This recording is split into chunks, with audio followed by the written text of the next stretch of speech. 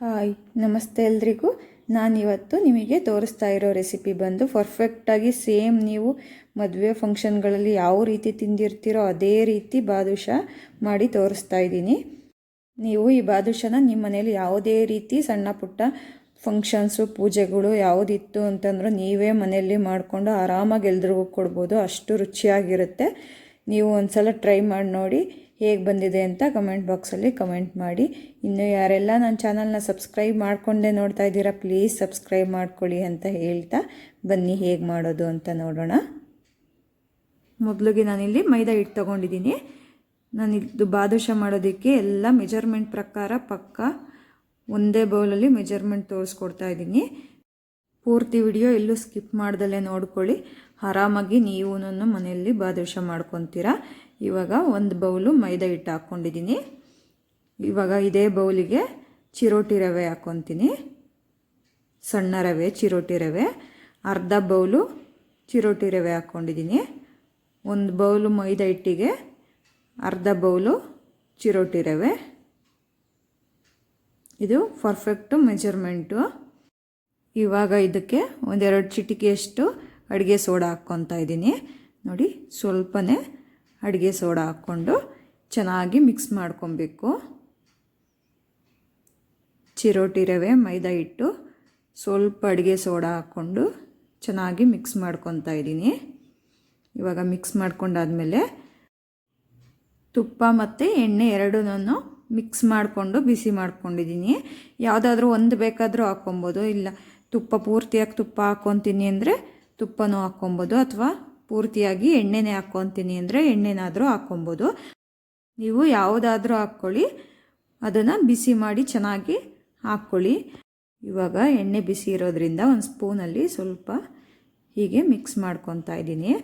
ಆಮೇಲೆ ಚೆನ್ನಾಗಿ ಕೈಯಲ್ಲಿ ನೀಟಾಗಿ ಮಿಕ್ಸ್ ಮಾಡ್ಕೊಬೇಕು. ಪ್ರತಿಯೊಂದು ಮೈದಾ ಹಿಟ್ಟು ಚಿರೋಟಿ ರವೆಗೂ ನಾನು ಹಾಕ್ಕೊಂಡಿರೋ ಎಣ್ಣೆ ತುಪ್ಪ ಎರಡೂ ನೀಟಾಗಿ ಮಿಕ್ಸ್ ಆಗಬೇಕು. ಆ ರೀತಿ ಮಿಕ್ಸ್ ಮಾಡ್ಕೊಬೇಕು. ಇವಾಗ ಚೆನ್ನಾಗಿ ಮಿಕ್ಸ್ ಮಾಡ್ಕೊಂಡಾದ್ಮೇಲೆ ಇದಕ್ಕೆ ಮೊಸರು ಹಾಕ್ಕೊಬೇಕು. ಮೊಸರನ್ನ ನಾವು ಯಾವ ಕಪ್ಪಲ್ಲಿ ಮೈದಾ ಹಿಟ್ಟು ಚಿರೋಟಿ ರವೆ ತಗೊಂಡಿರ್ತೀವೋ ಅದೇ ಕಪ್ಪಲ್ಲಿ 1/4 ಕಪ್ಪಷ್ಟು ಮೊಸರು ಹಾಕ್ಕೊಬೇಕು.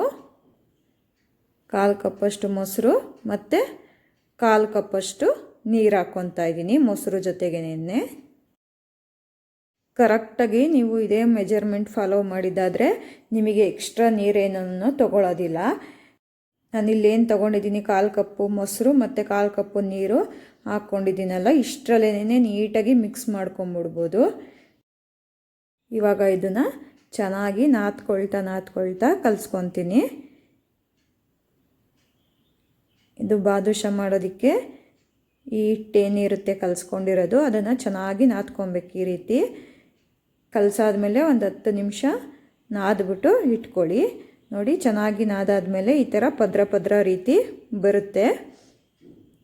ಮತ್ತು ಇದು ಚಪಾತಿ ಹಿಟ್ಟಷ್ಟು ಸಾಫ್ಟಾಗಿ ಬರುತ್ತೆ. ಇದನ್ನು ಒಂದು 10 ನಿಮಿಷ ನಾದಾದ್ಮೇಲೆ ಕಲಿಸ್ಬಿಟ್ಟು 10 ನಿಮಿಷ ನಾದಾದ್ಮೇಲೆ ಒಂದು ಪ್ಲೇಟ್ ಮುಚ್ಚಿ ಒಂದು 10 ನಿಮಿಷ ಇಟ್ಬಿಡಿ. ಇವಾಗ ಒಂದು 10 ನಿಮಿಷ ಇಟ್ಟಾದಮೇಲೆ ಮತ್ತೆ ಇದನ್ನು ನಾದ್ಕೊಬೇಕು. ಕೈಗೆ ಎಣ್ಣೆ ಹಚ್ಕೊಂಡು ಚೆನ್ನಾಗಿ ನಾದ್ಕೊಳ್ಳಿ. ನಾನಿಲ್ಲಿ ಇವಾಗ ಒಂದು 2 ನಿಮಿಷ ಚೆನ್ನಾಗಿ ನಾದ್ಕೊತೀನಿ. 2 ನಿಮಿಷ ಚೆನ್ನಾಗಿ ನಾದ್ಕೊಂಡಾದ್ಮೇಲೆ ಫುಲ್ಲು ಸಾಫ್ಟ್ ಆಗಿಬಿಡುತ್ತೆ ಈ ಹಿಟ್ಟೆಲ್ಲನೂ. ಇವಾಗ ಇದರಲ್ಲಿ ಸ್ವಲ್ಪ ಹಿಟ್ಟನ್ನ ಈ ರೀತಿ ತಕ್ಕೊಂಡು ಇನ್ನು ಏನು ಮಿಕ್ಕಿರುತ್ತೆ ಈ ಹಿಟ್ಟನ್ನ ಮುಚ್ಚಿ ಇಟ್ಬಿಡ್ಬೇಕು.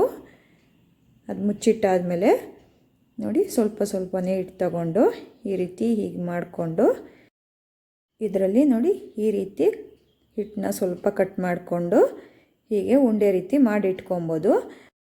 ಅಥವಾ ಚಾಕುನಲ್ಲಿ ನಿಮಗೆ ಎಷ್ಟು ಬೇಕು ಬಾದುಷಾ ಯಾವ ಸೈಜಲ್ಲಿ ಬೇಕೋ ಆ ಸೈಜ್ಗೆ ಕಟ್ ಮಾಡ್ಕೊಬೋದು. ಕಟ್ ಮಾಡ್ಕೊಂಡಾದ್ಮೇಲೆ ಈ ರೀತಿ ರೌಂಡ್ ಮಾಡಿ ಸ್ವಲ್ಪ ಪ್ರೆಸ್ ಮಾಡಿ ಹೀಗೆ ಬೆರಳಿಂದ ಮಧ್ಯದಲ್ಲಿ ಸ್ವಲ್ಪ ಹೀಗೆ ಪ್ರೆಸ್ ಮಾಡಿದ್ರೆ ಸಾಕು. ನೋಡಿ, ಹೀಗೆ ನೀಟಾಗಿ ಸರ್ಕಲ್ ರೀತಿ ಮಾಡಿಕೊಂಡು ಹೀಗೆ ಒಂದ್ಸಲ ಪ್ರೆಸ್ ಮಾಡಿ ಮಧ್ಯದಲ್ಲಿ ಬೆರಳಿಂದ ಒಂದು ಗುಳಿ ಮಾಡಿದ್ರೆ ಸಾಕು. ಈ ಥರ ಮಾಡಿಟ್ಕೊಳ್ಳೋದು ತುಂಬ ಈಸಿ. ನಾನು ಇದೇ ರೀತಿ ಎಲ್ಲ ಬಾದುಷಾಗಳನ್ನ ನಾನು ಮಾಡಿಟ್ಕೊಂಡ್ಬಿಡ್ತೀನಿ.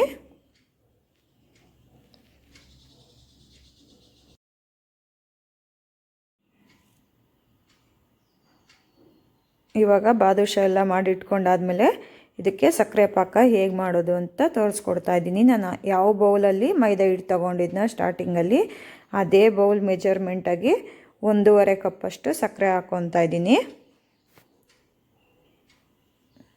ನೋಡಿ, 1.5 ಕಪ್ಪಷ್ಟು ಸಕ್ಕರೆಗೆ 1.5 ಗ್ಲಾಸಷ್ಟು, ಕಾಫಿ ಗ್ಲಾಸಲ್ಲಿ 1.5 ಗ್ಲಾಸಷ್ಟು ನೀರು ಹಾಕ್ಕೊತಾ ಇದ್ದೀನಿ. ಅಂದರೆ ಸಕ್ಕರೆ ಮುಳುಗೋಷ್ಟು ಮಾತ್ರನೇ ನೀರು ಹಾಕ್ಕೊಬೇಕು. ನೋಡಿ, ಕರೆಕ್ಟಾಗಿ ಸಕ್ಕರೆ ಮುಳುಗಿದೆ, ಇಷ್ಟು ಮಾತ್ರನೇ ನೀರು ಹಾಕ್ಕೊಬೇಕು. ಇವಾಗ ಇದನ್ನು ಚೆನ್ನಾಗಿ ಒಂದೆಳೆ ಪಾಕ ಮಾಡ್ಕೊಬೇಕು. ಇದು ಒಂದೆಳೆ ಪಾಕ ಬರಲೇಬೇಕು ಕಂಪಲ್ಸರಿ. ತುಂಬ ತೆಳುವಾದರೆ ಬಾದುಷಾ ಅಷ್ಟು ಚೆನ್ನಾಗಿ ಬರೋದಿಲ್ಲ. ಇವಾಗ ಪಾಕ ಆಗೋಷ್ಟರಲ್ಲಿ ಇನ್ನೊಂದು ಸೈಡು ಎಣ್ಣೆ ಬಿಸಿಗಿಟ್ಟಿದ್ದೀನಿ ಬಾದುಷಾ ಕರೀಲಿಕ್ಕಂತ. ನೋಡಿ, ಆಲ್ಮೋಸ್ಟ್ ಪಾಕ ಆಗಿದೆ. ಪಾಕ ಬಂದಿದೆಯೋ ಇಲ್ವೋ ಅಂತಂದ್ಬಿಟ್ಟು ಚೆಕ್ ಮಾಡ್ಕೊಳ್ಳೋದು. ಈ ಥರ ಬೆರಳಲ್ಲಿ ಪಾಕನ ಹೆಜ್ಕೊಂಡು ಹೀಗೆ ಮಾಡಿದ್ರೆ ಒಂದೆಳೆ ಬಂದರೆ ಈ ರೀತಿ ಪಾಕ ಬಂದಿದೆ ಅಂತ ಅರ್ಥ. ಇವಾಗ ಸ್ಟವ್ನ ಆಫ್ ಮಾಡ್ಕೊಂಬಿಟ್ಟು ನಾನು ಇದಕ್ಕೆ ಸ್ವಲ್ಪ ಏಲಕ್ಕಿ ಪೌಡ್ರ್ ಹಾಕ್ಕೊತೀನಿ.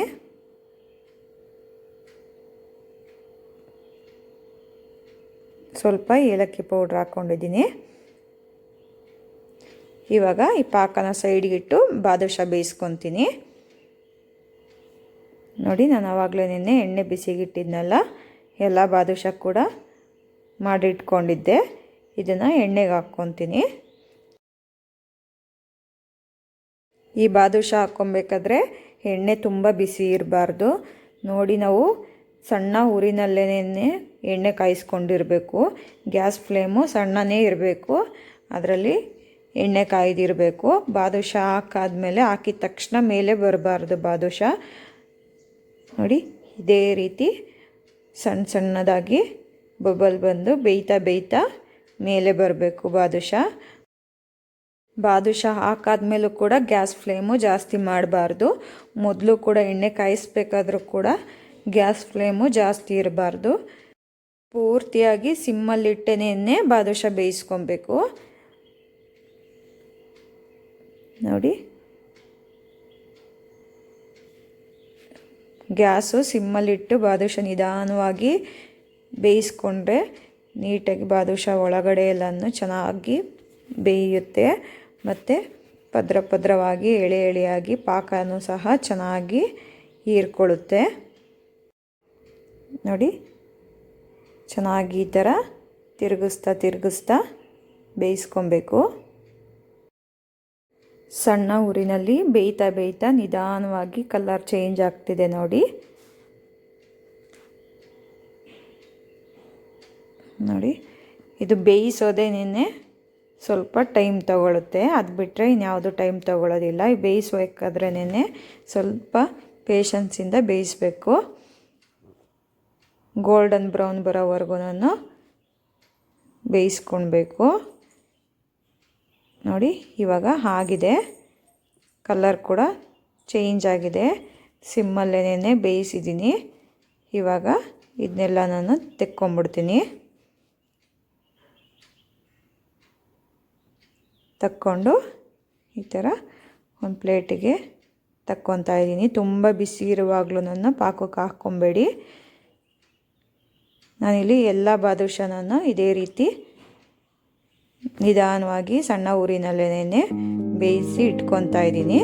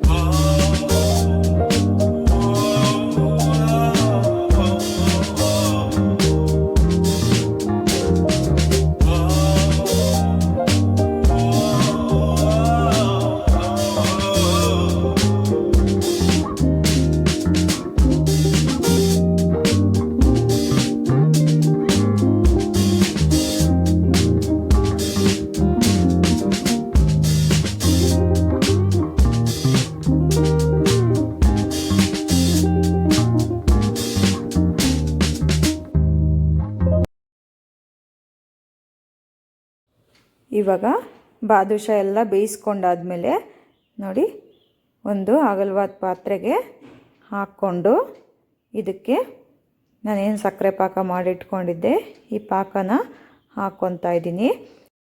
ಈ ಪಾಕ ಹಾಕ್ಕೊಬೇಕಾದ್ರೆ ಪಾಕ ಏನಾದರೂ ನೀವು ಮಾಡಿಟ್ಕೊಂಡಿದ್ದು ಸ್ವಲ್ಪ ತಣ್ಣಗಾಗಿತ್ತು ಅಂದರೆ ಬಿಸಿ ಮಾಡಿ ಹಾಕ್ಕೊಳ್ಳಿ. ನೋಡಿ ಬಾದುಷಾ ಎಲ್ಲ ಬಾದುಷಾನೂ ಮುಳುಗುವಷ್ಟು ಪಾಕ ಹಾಕ್ಕೊಂಡಿದ್ದೀನಿ. ನೀಟಾಗಿ ಇದನ್ನು ಒಂದು 10 ರಿಂದ 15 ನಿಮಿಷ ನೆನೆಯಲಿಕ್ಕೆ ಬಿಡ್ತೀನಿ. ಇವಾಗ ಒಂದು 10 ನಿಮಿಷ ಆಗಿದೆ.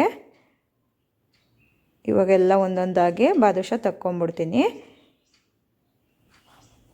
ನೋಡಿ ಒಂದೊಂದಾಗಿ ಎಲ್ಲ ಬಾದುಷಾನನ್ನು ಈ ರೀತಿ ತೆಗೆದಿಟ್ಕೊಂಡ್ಬಿಡ್ತೀನಿ ಪಾಕದಿಂದ.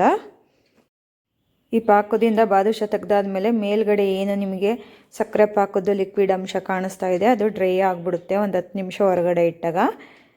ನೋಡಿ ನಾನು ಇವಾಗಲೇ ಇದಕ್ಕೆ ಸ್ವಲ್ಪ ಒಣ ಕೊಬ್ಬರಿನ ಈ ಥರ ಸ್ಪ್ರೆಡ್ ಮಾಡಿ ಇಟ್ಕೊತಾ ಇದ್ದೀನಿ. ಬೇಕಂದರೆ ಇದು ಆಪ್ಷನಲ್ಲು ಒಣ ಕೊಬ್ಬರಿ ಹಾಕ್ಕೊಳ್ಳೋದು ಬಿಡೋದು. ಆದರೆ ಕೊಬ್ಬರಿ ಹಾಕ್ಕೊತೀನಿ ಅಂತಂದರೆ ನೀವು ಪಾಕದಿಂದ ಏನು ತೆಗಿತೀರಾ ತೆಗ್ದಿದ ತಕ್ಷಣನೇ ಕೊಬ್ಬರಿ ಹಾಕಿಟ್ಬಿಡಿ. ಆಮೇಲೆ ಹಾಕ್ಕೊಳ್ಳೋಣ ಅಂದರೆ ಲಿಕ್ವಿಡ್ ಅಂಶ ಎಲ್ಲ ಡ್ರೈ ಆದಮೇಲೆ ಕೊಬ್ಬರಿ ಅದಕ್ಕೆ ಅಂಟ್ಕೊಳ್ಳೋದಿಲ್ಲ. ನೋಡಿ ನಾನು ಎಲ್ಲ ಬಾದುಷಾಕ್ಕೂ ಕೊಬ್ಬರಿನ ಸ್ಪ್ರೆಡ್ ಮಾಡಿ ಇಟ್ಕೊಂಡಿದ್ದೀನಿ. ನಾನು ತಗೊಂಡಿದ್ದ ಮೆಜರ್ಮೆಂಟ್ಗೆ ಒಂದು 30 ರಿಂದ 35 ಬಾದುಷಾ ಆಗಿದೆ. ನೋಡಿ ಬಾದುಷಾನೂ ಅಷ್ಟೇ ಪರ್ಫೆಕ್ಟಾಗಿ ಎಷ್ಟು ಪದ್ರವಾಗಿ ಚೆನ್ನಾಗಿ ನಿಮಗೆ ಫಂಕ್ಷನ್ಗಳಲ್ಲಿ ಯಾವ ರೀತಿ ಬಾದುಷಾ ತಿಂದಿರ್ತೀರೋ ಅದೇ ರೀತಿ ಬಾದುಷಾ ಇದೆ. ನೀವು ಒಂದ್ಸಲ ಟ್ರೈ ಮಾಡಿ ಹೇಗೆ ಬಂದಿದೆ ಅಂತ ಕಮೆಂಟ್ ಬಾಕ್ಸಲ್ಲಿ ಕಮೆಂಟ್ ಮಾಡಿ. ಇನ್ನೂ ಹೆಚ್ಚು ಹೊಸ ರೆಸಿಪಿಗಳಿಗಾಗಿ ಪ್ಲೀಸ್ ನನ್ನ ಚಾನಲ್ನ ಸಬ್ಸ್ಕ್ರೈಬ್ ಮಾಡ್ಕೊಳ್ಳಿ ಅಂತ ಹೇಳ್ತಾ ಥ್ಯಾಂಕ್ ಯು ಫಾರ್ ವಾಚಿಂಗ್.